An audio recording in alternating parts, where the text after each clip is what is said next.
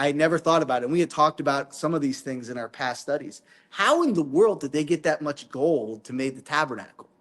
And how did they make that gold? Because you have to heat up metal, especially gold, to a very high temperature. How are you going to do that in the desert with no resources? Yeah. So I watched this whole thing, and basically here was the premise.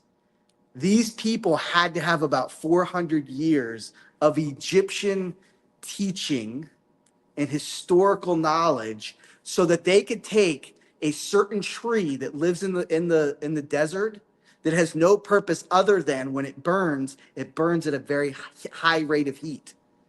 And that they learned that tree, and it's also the tree that they made the thorns with for Jesus, that tree in a mud type kiln could make the temperatures needed to build the tabernacle. But it would take at least 400 years of those people being trained in Egypt on how that could work. So God, in a sense, allowed that to happen so they would have the knowledge and the technical ability to fulfill the task of making the gold necessary for the tabernacle. And that is something I had never thought about before, right?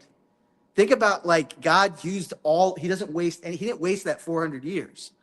He allowed them to learn Egyptian technology and Egyptian approaches to dealing with metals so that when the time came for them to do something that would have been impossible, if they didn't go into that slavery, they would not have had that knowledge to be able to do what he's asking them to do. They meant for evil. Yeah. God meant for good.